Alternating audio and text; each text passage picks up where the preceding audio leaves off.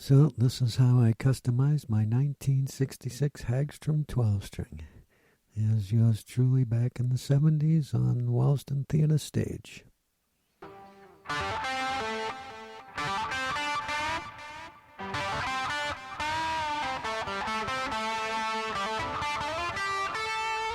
that's how we did chorus back in the 70s. So the beginning of 2022, this is what it looked like. I had given it to my younger brother, and when he gave it back to me, it had this big, thick white pickguard on it. As you can see, the fretboard's pretty dried out. So I started off with a can of paint stripper and started taking the paint off the body. And the black paint that my little brother sprayed on there came off pretty well. But the blue was a little bit tougher. I believe that was a lacquer I sprayed on there. And so I just kept scraping and stripping away, and here you can see I get down to the primer and to the old stain that I had on it back in the 70s. I believe that was a honey, Minwax honey stain. And there's the front of it. You can see the word Punkin was carved in it, and that had been filled in with wood filler. So I just kept plugging away, scraping that paint off of there, and I think from this point here I started sanding it. And I forget whether I went at it with 60 grit or 80 grit, but some, coarse sandpaper to get all that gummy junk off of there. And there was a little bit of carving in the headstockers too, so I sanded that all up. And there's the body all sanded up pretty good. And I got my little chisels out to pick out all the wood putty. And got that all out of there a little bit at a time.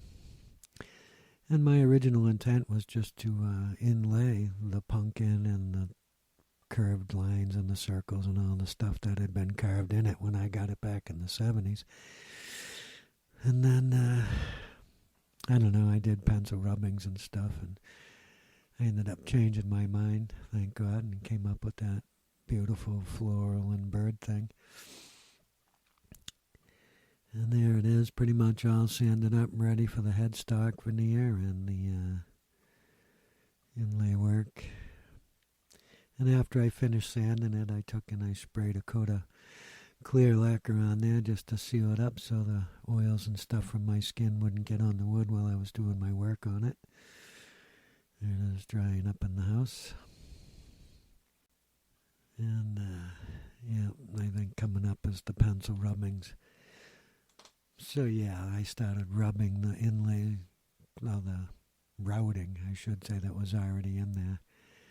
And I had planned on maybe just cutting up some thin veneer plywood from the local big box store, Home Depot, Lowe's, whatever. And I was just going to take that wood and inlay it, because mother of pearl got real expensive. And so I worked around with the pencil and rubbed them all up. And you could do that if you have to, if something's already cut. But then I went on to the internet and I downloaded these line drawings here.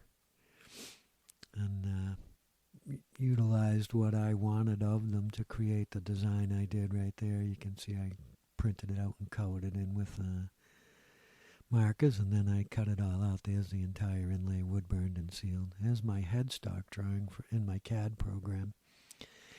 I did the Hagstrom logo, and then I cut it out of real thin mahogany veneer with my Cricut cutter. And I cut 3 of them, and actually the first one was good, and you can see the tip of the H is broken off on the second one, and there's gaps in the letters on the third one, so...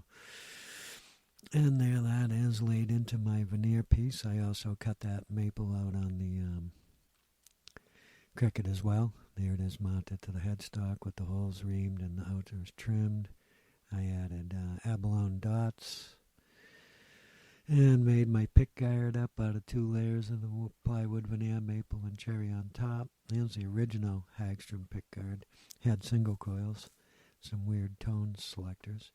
There's a 1966 Swedish ore that I put in there. And my knobs, speed knobs. And there's the coin inlaid with the mother of pearl dots. I cut out some mother of pearl from a jewelry box thing I had and made those up.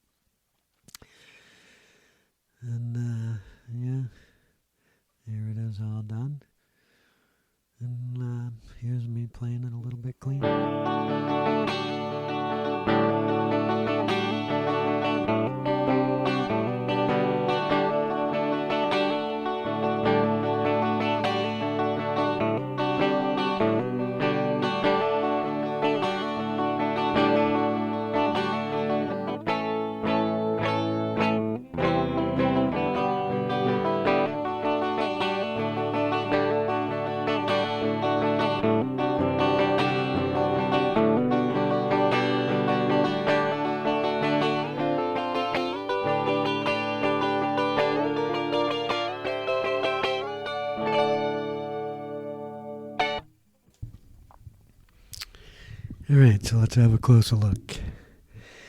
You can see the custom Hagstrom logo I made with mahogany and maple.